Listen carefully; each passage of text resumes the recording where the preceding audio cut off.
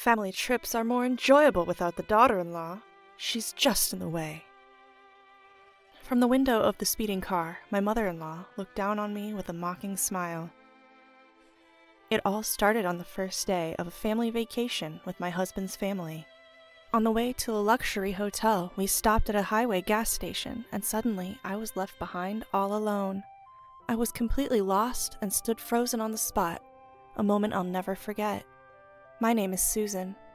I'm 30 years old, and I focus on housework, not working outside the home. My husband, Thomas, is a management consultant and often away from home. Since I spend a lot of time alone and my husband has been covering all of mother-in-law's living expenses since my father-in-law passed away, we decided to live with her in our home. Mother-in-law was thrilled that her only son was moving back home, but she seemed displeased that I, his wife, was coming along. I'm not glamorous, and I have no interest in designer brands. I do a lot of water-related chores, so even with care, my hands get rough, and I choose clothes that are easy to move in. To mother-in-law, I seemed like an embarrassing daughter-in-law to show others. Mother-in-law, Linda, has always been a show-off, obsessed with appearance and brands. She's long since spent her grandfather's inheritance and her savings, but she has no intention of changing her luxurious lifestyle, always begging my husband for more. My husband always firmly refused, saying, "I'm giving you living expenses, not money for luxuries." But mother-in-law never gave up, always causing trouble. Furthermore, my sister-in-law and her husband live nearby. Sister-in-law, Jessica, has the same character as her mother, always making snide remarks like, "Thomas could do better than a plain woman like you." She comes to our house every day, demanding meals, baths, and drinks, but never contributes money or helps with chores. "You're Thomas's wife, so it's only natural that you do all the housework. You're not good-looking, so at least keep the house clean. Thomas is too kind. Susan has always been poor and doesn't understand anything about brands, right?" Yet mother-in-law would tell my husband, "I do all the housework myself." And sister-in-law would claim, "We're good friends." I've been working in customer service, so I've been using that experience to avoid major conflicts with mother-in-law and sister-in-law for the past few years. But my husband noticed everything, from me doing all the housework to sister-in-law's terrible attitude, but he didn't confront them directly because I asked him not to. I wanted to avoid a complete breakdown with my husband's family, no matter what they did to me. My husband respected my feelings.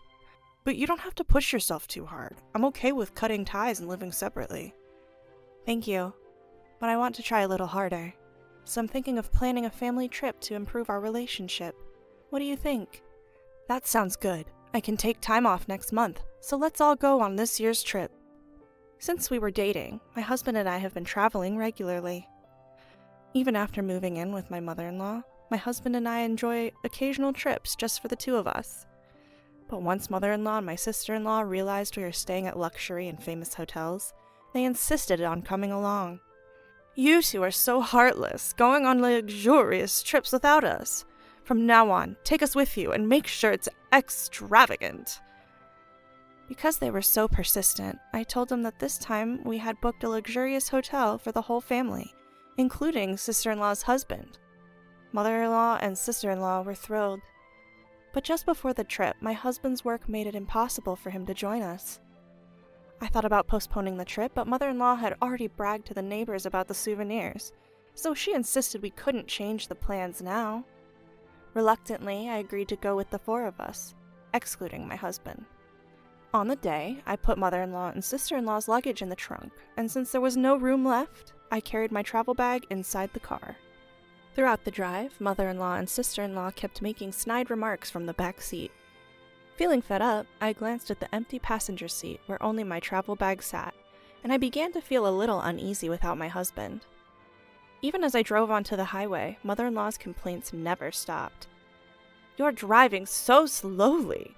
Are you just careless because Thomas isn't here? Really? There was an accident today, so..." "You're just good at making excuses.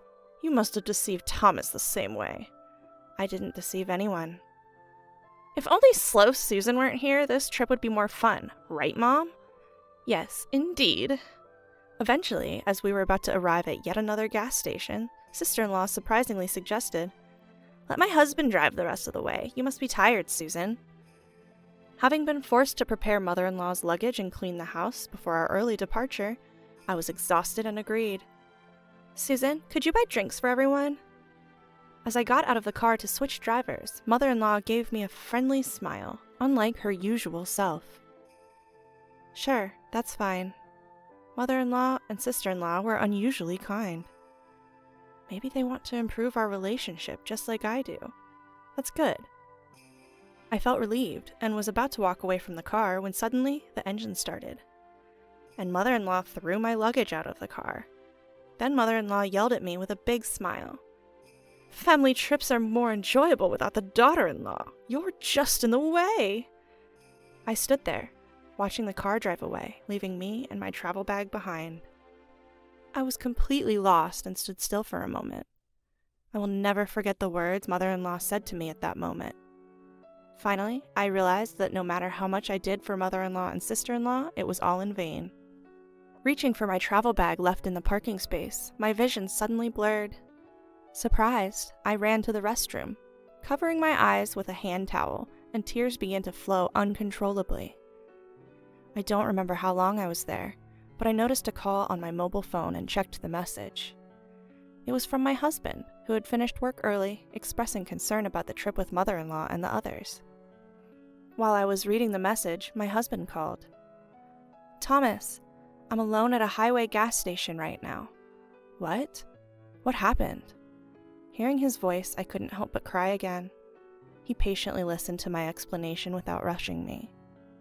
"I'm really sorry that Mom and the others did this to you. I'll come pick you up right away." "I'm sorry this happened." "Why are you apologizing, Susan?" "Because I wanted to get along with your precious family, and I couldn't." "I want you to tell me how you really feel. Do you still want to try to make things work with Mom and the others?" "Right now, I can only think that it's too difficult." "I see. I'm sorry for what my family did. I'll handle the separation and everything else with Mom and the others. But is it okay for you to leave your feelings as they are?" "My feelings?"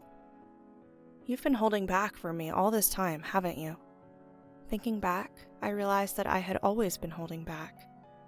But I had been angry with my unreasonable mother-in-law and insensitive sister-in-law all this time. Yes, I can't be with those people. I absolutely hate it. Expressing the anger I had been suppressing felt surprisingly refreshing. "You can do whatever you want from now on, Susan. I'll take care of the rest." "I understand. No matter what happens, I won't let them anymore." I made that firm resolution. A few hours later, my husband came to pick me up at the gas station. Being with him made me naturally smile, and I realized how calmly and happily we could spend time together, even though we were traveling the same distance. I couldn't help but grin a little, even though I felt bad for my worried husband. Thanks to his thoughtful care, I was able to rest well when we got home. The next day, my husband made a surprising proposal. "I've narrowed down the options for our new home to places near Susan's parents' house." "What? What's going on all of a sudden?" "I want to make sure we're not bothered by Mom and the others, so let's finish moving during the 3 days of the trip.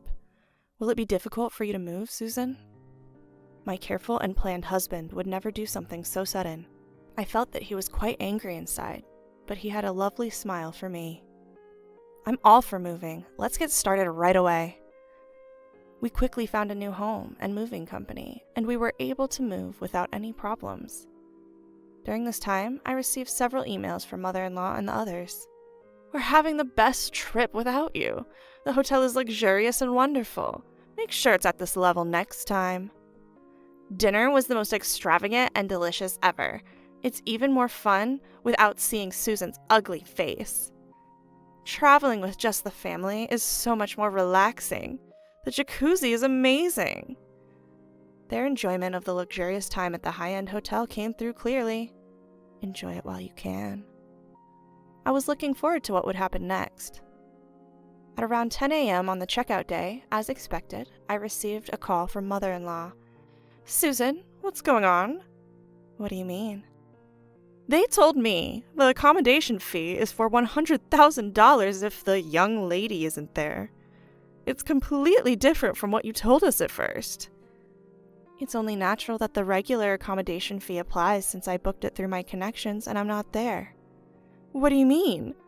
That hotel is run by my relatives. What? That's why we were able to stay at a special rate. Well, I didn't know that. By the way, all the hotels we've stayed at on our trips were run by those relatives, so we were able to stay at a discount. Susan, you've never told us that before. Thomas told me to keep quiet about it because if Linda and the others found out, they'd demand it be free. What's that? Anyway, the accommodation fee is correct, so please pay it yourself. Wait a minute, I can't pay $100,000. I didn't go on the trip, so I can't pay for you all. Don't say that, do something, we're family, right? You said the wife of your son isn't family, didn't you? You all enjoyed yourselves as a family, so please pay as a family. Goodbye. I ignored mother-in-law, who was still yelling on the other end of the phone, and hung up, feeling refreshed. In the end, mother-in-law and the others borrowed money from a shady source to pay for the accommodation or something like that. Furthermore, when they returned home, they couldn't get living expenses from my husband or me since we had moved, and they ended up fighting and parting ways with sister-in-law's family. Sister-in-law's family also deteriorated their relationship and divorced. Sister-in-law, abandoned by her husband and without income, looked for work in the nightlife, but seemed to have trouble finding employment due to her bad personality. With no one left to rely on, mother-in-law even went to my husband's company to seek help. At that time, mother-in-law looked older than her age, with hollow eyes, a haggard face, and dirty clothes. Even when she was crying and begging in the company lobby to live with us, my husband firmly declared a break in relations. After that, mother-in-law ended up working exhaustively at a terrible live-in job. Several years have passed, and now we have a lovely child and are living very happily. We are planning to stay at that luxury hotel we couldn't go to before, just the three of us, as a family.